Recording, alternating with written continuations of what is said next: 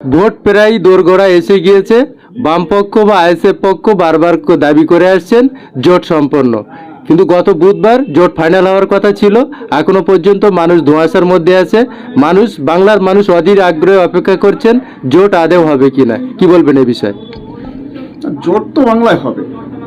নওশাদ ভাই সহ বামফ্রন্টের শরিক দল যারা আছেন, যেভাবে মহাজোট হওয়ার পথে এগোচ্ছে, তৃণমূল এবং বিজেপির বিরুদ্ধে যেভাবে শক্তি তৈরি হচ্ছে জোট তো হবে। হ্যাঁ, আভ্যন্তরীণ কিছু সমস্যা আছে, কিছু কোর সিট নিয়ে সমস্যা আছে, যে সিটগুলো খুব অল্প সংখ্যক, যে সিটগুলো সেগুলো আইএসএফের দাবিদার, সেগুলো বামফ্রন্টের সঙ্গে একটু টানাপড়া চলছে। আশা করা যাচ্ছে খুব তাড়াতাড়ি মিটবে, যেহেতু গত পরশু দিন নওশাদ ভাই বামফ্রন্টে আলমুদ্দিন স্ট্রিটে বসছিলেন। সেখানে এসে আমরা দেখেছি যে জানিয়েছে যে 2 দিন সময় দেওয়া হয়েছে, 2 দিন সময়ও চেয়েছে বামফ্রন্টের পক্ষ থেকে। যেহেতু আজকে 2 দিন শেষ হচ্ছে, আশা করা হচ্ছে আজকে না হোক কালকে মিটবে। যে কোর সিট যেটা আছে, হ্যাঁ, এটা যে একটা পরিষ্কার জিনিস, আমাদের দলের পক্ষ থেকে যেটা জানিয়ে দিয়েছে যে এই সিটগুলো ছাড়া হবে না। যেহেতু যেখানে আমার সংগঠন শক্তিশালী, সেখানেই তো আমি লড়াই করবো। 294টা সিট পশ্চিমবাংলায়, আমরা তো 294টা সিটে লড়াই করছি না, আমরা মুষ্টিমেয় একটা জায়গায় লড়াই করছি। যেহেতু 21 সালে আমরা 26টা জায়গায় লড়াই করেছিলাম, এখানে কম বেশি, হয়তো 10টা বেশি 10টা কম, এরকম একটা জায়গায় লড়াই করছি। আমরা তো পুরো 50% নিয়ে লড়াই করছি না। তাহলে আমরা যখন 1/3 লড়াই করছি, তখন তো অবশ্যই আমরা চাইবো যেখানে আমাদের শক্তিশালী সংগঠন, সেখানে আমরা লড়াই করব। আর এরাও বামফ্রন্ট যারা আছেন, তেনাদেরও ভাবা দরকার, যেখানে আইএসএফ শক্তিশালী হয়েছে, যেখানে শাসক দলের বিরুদ্ধে বিজেপি এবং তৃণমূলের বিরুদ্ধে লড়াই করতে পারবে, সেই সিটগুলো নিয়ে আমার মনে হয় যে গাজাগাজি না করে সুস্থভাবে মিটিয়ে আগামী দিনে যত তাড়াতাড়ি সম্ভব এই জোট প্রক্রিয়া শেষ হবে, সাধারণ মানুষ অক্সিজেন পাবে এবং সাধারণ মানুষ বিজেপি তৃণমূলের বিরুদ্ধে মাঠে ঝাঁপিয়ে পড়বে। সেই জন্য ঊর্ধ্বতন নেতৃত্ব, বিশেষ করে বামফ্রন্টের যারা আছেন, তাদের কাছে অনুরোধ করবো যত তাড়াতাড়ি সম্ভব এই সমস্যার সমাধান করলে সাধারণ মানুষের উপকৃত হবে। কারণ সাধারণ মানুষ চাইছে মহাজোট একটা বার্তা আইএসএফ এবং বামফ্রন্টের পক্ষ থেকে আসুক, সাধারণ মানুষ সেই বার্তা নিয়ে মাঠে চাপাবে। এবং বসিরহাট উত্তর বিধানসভার মানুষ সেই মতো অবস্থায় রেডি আছে।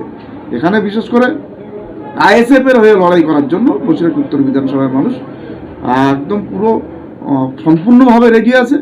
তৃণমূলের বিরুদ্ধে এখানে বিজেপির কোনো অস্তিত্ব নেই।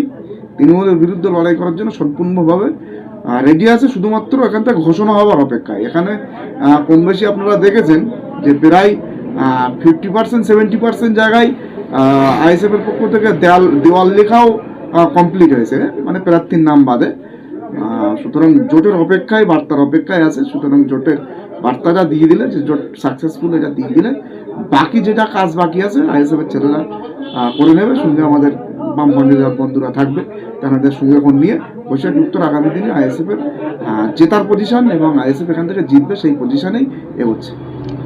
জোটের প্রতিক্রিয়া দেখে যেটা বোঝা যাচ্ছে যে 2021 সালের নির্বাচনকে সামনে রেখে দেখা যায় যে উত্তর 24 পরগনা এবং দক্ষিণ 24 পরগনায় আইএসএফ খুবই ভালো রেজাল্ট করেছিল, এবং এবারের জোটের যা প্রতিকৃতি দেখতে পাচ্ছি অনলি ফর উত্তর 24 পরগনা এবং দক্ষিণ 24 পরগনা নিয়েই সমস্যা। অথচ দেখা যাচ্ছে আইএসএফের সব থেকে ভালো এই 2 পরগনায়। এখানে কি সিট ভাগাভাগি নিয়ে কোনো দ্বন্দ্ব? না, এখানে দেখুন, ভালো করে বুঝতে হবে, উত্তর 24 পরগনায় আর দক্ষিণ 24 পরগনা মিলে প্রায় 63টা সিট আছে বিধানসভার। এখানে 31টা, ওখানে 32টা সম্ভবত বিধানসভার সিট আছে।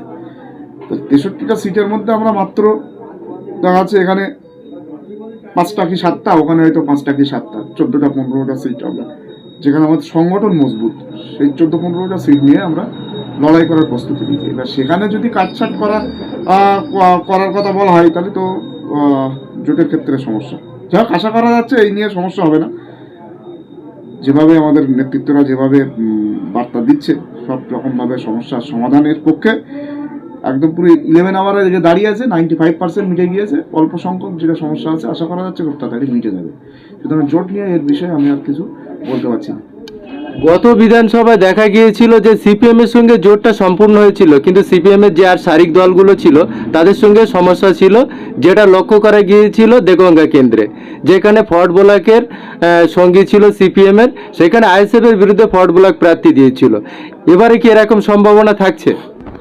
দেখুন, যদি মনে হয় যে তৃণমূলকে হারানো প্রয়োজন এবং বিজেপিকে পশ্চিমবাংলায় আটকানো প্রয়োজন। তাহলে জোটের মতো হওয়া দরকার। একটা পক্ষর সঙ্গে জোট হচ্ছে, একটা পক্ষ গিয়ে পাশ দিয়ে প্রার্থী দিচ্ছে, এতে কিন্তু সাধারণ মানুষ বিভ্রান্তি হবে। গত বছর হয়তো ফরওয়ার্ড ব্লক ওখানে 2,500 মতো ভোট পেয়েছিল দেওয়াঙ্গা বিধানসভায়, আমাদের সেখানে 63,000 মতো ভোট পাওয়া গিয়েছিল। এই যে মানুষের উদ্বেগ যেটা ছিল, হয়তো ফরওয়ার্ড ব্লক ভোট পাইনি বেশি, কিন্তু এইটা যদি ফরওয়ার্ড ব্লক সমর্থনটা দিয়ে দিত, আজকে হয়তো ওখানে আইএসএফ সমর্থিত, ওই বামফ্রন্ট সমর্থিত আইএসএফের প্রার্থী ওখানে আজকে বিধায়ক আমরা একটা হাতে পেতাম। সুতরাং জোট যদি হয় পূর্ণাঙ্গভাবে হওয়া উচিত।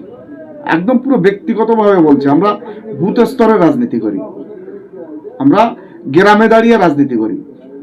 আপনি চায়ের দোকান থেকে শুরু করে পাড়ার মাচার থেকে শুরু করে যে বক্তব্যটা যেখানেই যাবেন সেখানেই আলোচনা শুনবেন যে জোটটা সম্পূর্ণভাবে হোক। তাহলে মানুষের মধ্যে যে আগ্রহ আছে, মানুষের মধ্যে যে স্পিরিট আছে, মানুষ একদম ঝাঁপিয়ে পড়তে পারবে। যদি ওই টানাটানির বিষয় থাকে, যে সিপিএম এর সঙ্গে জোট হয়েছে, ফরওয়ার্ড ব্লকের হয়নি, ফরওয়ার্ড ব্লকের সঙ্গে হয়েছে, সিপিআই এর সঙ্গে হয়নি, এই টানা পড়ার মধ্যে থাকলে কিন্তু মানুষের মন ভেঙে যাবে। তাহলে কিন্তু আবার সামনে বিধানসভায় শাসক দলকে আটকানো সম্ভব হবে না। আগামী 48 ঘন্টার মধ্যে কি জোট প্রক্রিয়া সম্পূর্ণ একটা চিত্র আসবে বলে মনে করছেন? আশা করা যাচ্ছে আগামী না, আজকেই মানে দুদিন যেটা কথা বলেছিল, দুদিনটা শেষ হয়ে গেছে। আশা করা যাচ্ছে আজ না হোক কালকের মধ্যে জোট প্রক্রিয়া সম্পূর্ণ হবে। যেহেতু আরও একটা বিষয় হলো, আগামীকালকে পশ্চিমবাংলার মানুষের জন্য একটা ভয়ঙ্কর সময়। যেহেতু কালকে voter list, final voter list publish হওয়ার কথা আছে নির্বাচন কমিশনের পক্ষ থেকে। একটা বিষয়, ভয়ঙ্কর বিষয়, সাধারণ মানুষ তাই নিয়ে একটু আতঙ্কে আছে। সুতরাং কালকে দিনটা কাটলে আশা করা যাচ্ছে জোটের সমস্যাও মিটে যাবে। গত পরশু মুখ্যমন্ত্রী স্বয়ং দাবি করেছেন এই এসআইআর বিষয়কে কেন্দ্র করে যে বাংলায় কম করে 1,20,00,000 ভোটার সম্ভাবনা থাকতে পারে যে বাদ যাবে। আজকে যেরকম বিএলওরা যে গ্রামে গ্রামে রিপোর্ট দিচ্ছে, তাতে দেখা যাচ্ছে প্রতি বুথ থেকে প্রায় 70-80 জন যারা হিয়ারিংয়ে গিয়েছিল তাদের আবার পুনরায় কাগজ জমা করতে বলেছে। আর এই কাগজ জমা করলেও আগামী 24 ঘন্টার মধ্যে কি ফাইনাল লিস্টে তাদের নাম থাকার সম্ভাবনা থাকছে, কি বলবেন? দেখুন, নির্বাচন কমিশন কাজ করছে, আর রাজ্য সরকারের কর্মীরা সেটা কাজটা তুলে দিচ্ছে। নির্বাচন কমিশনের পক্ষ থেকে রাজ্য সরকারের কর্মীরা কাজটা করছে। কারণ বিএলও তো আর নির্বাচন কমিশনের লোক না, বিএলও হলো রাজ্য সরকারের কর্মী, রাজ্য সরকারের বেতন ভর্তুক কর্মী বিএলও গুলো। সুতরাং এরা তো রিপোর্টিং করছে।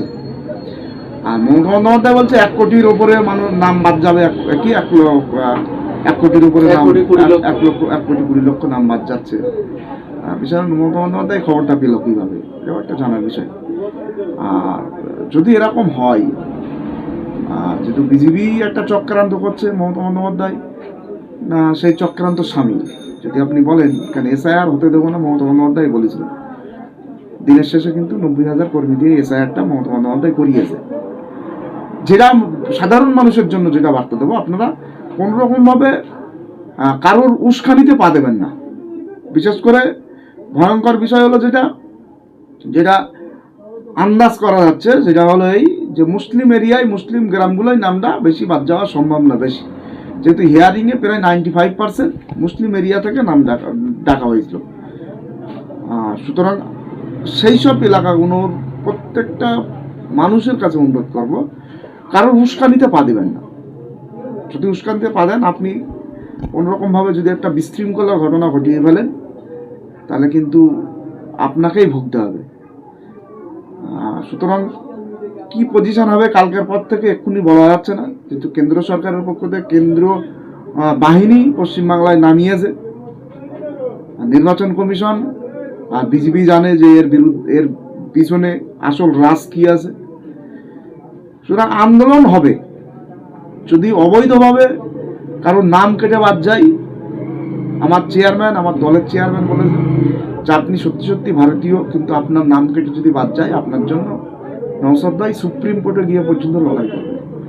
একটা বৈধ ভোটার নাম কেটে বাদ যাবে, সেটা আমরা মেনে নেব না, আমরা ছেড়ে কথা বলবো না। আন্দোলন আমরা করব, কিন্তু সেটা মার্জিতভাবে, সেটা আমাদের উচ্চ নেতৃত্বদের ইনস্ট্রাকশন মেনে কোনোরকমভাবে কোনো বিশৃঙ্খলা না করে আমরা গণতান্ত্রিক পদ্ধতিতে আন্দোলন করব এবং ভারতবর্ষের আইনকে মাথায় রেখে আইনকে সম্মান করে আমরা প্রয়োজন হলে সুপ্রিম কোর্টে যাব। যে কটা বুথ থেকে যেসব বৈধ ভোটারের নাম বাদ যাবে, নওশাদ ভাই একটা বার্তা দিয়েছে, সর্বপ্রথম আপনারা ডিএমকে চিঠি করবেন। ডিএম জেলা ম্যাজিস্ট্রেট যিনি আছেন তেনাকে প্রথম চিঠি করতে হবে। আপনার বুথ থেকে যদি আপনার নাম বাদ যায়, আপনার ডকুমেন্টস দিয়ে ডিএমকে প্রথম চিঠি করবেন। ডিএমকে চিঠি করার পরে যদি কোনো রকমভাবে কোনো সৎ ব্যবস্থা যদি আপনার জন্য না হয়, তারপরে আপনার জন্য আমরা আছি, নওশাদ সিদ্দিকী আছে, আপনাকে আমরা সুপ্রিম কোর্টে নিয়ে যাব। এসআইআর নিয়ে যেখানে কালকে এখানে রাজ্যে যে নাম ঘোষণা হবে, ভোট আসতে এখনো অনেক বাকি। আমরা দেখেছি ইতিপূর্বে ভোটের সময় অনলি ফর কেন্দ্রীয় বাহিনী ঢোকে, কিন্তু এসআইআর এর আগে কেন্দ্রীয় বাহিনী ঢোকা এইটাকে কি যারা আন্দোলন করবে, আন্দোলন প্রতিহত করার জন্য কি বিজেপি চক্রান্ত বলে মনে করছেন? এটা তো আন্দাজ করা হচ্ছে। কারণ হলো ইলেকশন এখনো ঘোষণা হয়নি। যেহেতু ইলেকশন ঘোষণা হওয়ার আগে ভোটার লিস্ট প্রয়োজন, কেন পশ্চিমবাংলায় এখন কোনো ভোটার লিস্ট, বৈধ ভোটার লিস্ট নেই। ভোটার লিস্ট কালকে পাবলিশ হওয়ার কথা, সেই ভোটার লিস্ট পাবলিশ হওয়ার আগে পশ্চিমবাংলায় যেভাবে কেন্দ্রীয় বাহিনী বিভিন্ন জায়গায় দিচ্ছে, বসিরহাটেও আমরা শুনছি, বসিরহাটে মনে হয় 4টে না 7টা মতো মনে হয় কেন্দ্র বাহিনী কোম্পানি দিচ্ছে। চারিদিকে যেভাবে কেন্দ্র বাহিনী দিচ্ছে, রুট ম্যাপ করার চারিদিকে শুরু করে দিয়েছে। সুতরাং এরকম একটা ইঙ্গিত পাওয়া যাচ্ছে যে আন্দোলনকে রুদ্ধ করার জন্য মনে হয় সম্ভবত সিআরপিএফ দিয়ে আটকানোর চেষ্টা করছে। তবু মানুষ পরিষ্কার জিনিস বলছি যে বিজেপি যে চক্রান্তই করুক না কেন, যদি সাধারণ মানুষ সত্যি সত্যি ভারতীয়, একটা মানুষ যদি ভোটার নাম লিস্টে নাম কেটে বাদ যায়, সে আন্দোলন করবে, তার অধিকার আছে আন্দোলন করার। কারণ সে এই মাটিতে জন্ম, এই মাটিতে সে বড়, স্বাধীনতার পর থেকে তার পরিবার এই মাটিতেই থেকেছে। দেশভাগ হওয়ার পরেও কিন্তু তারা দেশভাগ চয়েস করেনি, তারা দেশকে ভালোবেসে কিন্তু এই দেশে রয়ে গিয়েছে, থেকে গিয়েছে। ধরুন সেই পরিবারের কেউ যদি তারপরে যারা ৭৭-এর আগে ভারতবর্ষে ছিল তাদেরও যদি কোনো রকমভাবে বাধ্য হয়, সাধারণ মানুষ মেনে নেবে না, আমরাও মানব না, আমরা আন্দোলন করবো, এটা পরিষ্কার জিনিস। এসআইআর নিয়ে যে সমস্যাটা সব থেকে বেশি লাভবান হতে পারে মনে করছেন রাজনৈতিক মহল বিজেপি, কেননা এতদিন আগে মুসলিমদের বিজেপির ভয় দেখানো হতো। এবারে দেখা যাচ্ছে এসআইআর নিয়ে মুসলিমদের 90% নাম কেটে বাদ যাচ্ছে, আর সামনেই ভোট। এই কি আবার বিজেপি এসে যাবে, এমনটা একটা সম্মুখীন হতে পারে বিরোধী দলগুলো। এই বিষয়ে আপনাদের রাজনৈতিক কর্মসূচি কি থাকছে? দেখুন, এটা বিজেপি এবং তৃণমূলের একদম, যেটা আমরা দীর্ঘদিন ধরে বলে আসছি, বাইনারি যে পলিটিক্সের শিকার। কারণ হলো বিজেপি এসআইআর করলো, মমতা বন্দ্যোপাধ্যায় প্রথম বললো এসআইআর হতে দেবো না। দিনের শেষে এসআইআর পুরো হিয়ারিং সব হয়ে গেল, 95% হিয়ারিং হয়ে গেল। তারপরে হঠাৎ মমতা বন্দ্যোপাধ্যায় কী করলো, উনি সুপ্রিম কোর্টে গিয়ে নাটক শুরু করলো। যদি হিয়ারিং আমি করতে দেবো না যদি মনে করতাম, তাহলে আমি সুপ্রিম কোর্টে যাব। যখন 90% উপরে হিয়ারিং হয়ে যাচ্ছে, তখন যাবো কেন? আমি প্রথম নিজে যাবো, গিয়ে আমি হিয়ারিং আটকাবো। এটা অ্যাকচুয়ালি বিজেপি চাইছে যে মুসলিম নাম কেটে বাদ দিয়ে বাকিগুলো দিয়ে বিজেপি ক্ষমতায় আসার। তৃণমূল কংগ্রেস চাচ্ছে যে মুসলমানদের যে একটা ভয় থাকবে যে আমাকে ভোট দাও, আমাকে ভোট না দিলে বিজেপি বলো চলে আসবে, আমি তোমাদের জন্য লড়াই করছি, আমি সুপ্রিম কোর্টে গিয়েছি, আমি তোমাদের জন্য অমুক করছি তমুক করছি। এই বাইনারি পলিটিক্স, এর বাইরে কিছু নেই। রাজ্যবাসী যারা কালকে এসআইআর এর নাম বাদ যাবে, ম্যাক্সিমাম দেখা যাচ্ছে প্রতিকৃতি যা দেখা যাচ্ছে মুসলিমরাই বাদ যাবে, তাদের উদ্দেশ্যে কি বার্তা দেবেন? সেটা তো বললাম যে আপনারা আন্দোলন করবেন, কিন্তু লিডারশিপ নেতৃত্ব মেনে আন্দোলন করবেন। কোনোরকমভাবে যে দল থেকেই করেন না কেন আর যে সংগঠন থেকেই করেন না কেন, শান্তিপূর্ণভাবে করবেন। কেউ কোনো প্ররোচনায় পা দিয়ে হুটহাট সিদ্ধান্ত নেবেন না, কোনো অপ্রীতিকর ঘটনা ঘটাবেন না। শান্তিপূর্ণভাবে আগে লিস্টটা আসুক, যদি লিস্টে সেরকম পজিশন, সেরকম যেভাবে শোনা যাচ্ছে সেরকম যদি পরিস্থিতি থাকে, আমরা অবশ্যই আন্দোলন করবেন। আপনি আপনার প্ল্যাটফর্মে দাঁড়িয়ে করবেন, আমি আমার প্ল্যাটফর্মে দাঁড়িয়ে করব। কিন্তু আন্দোলনটা ভারতবর্ষের গৌরবকে বজায় রেখে ভারতবর্ষের আইনকে প্রাধান্য দিয়ে আন্দোলনটা হবে। আবারও বলছি, কোনো রকমভাবে কিন্তু উস্কানিমূলক কোনো রকম প্ররোচনায় পা দেবেন না। এতে দিলে কিন্তু আপনার ক্ষতি হবে, আপনার পরিবারের ক্ষতি হবে।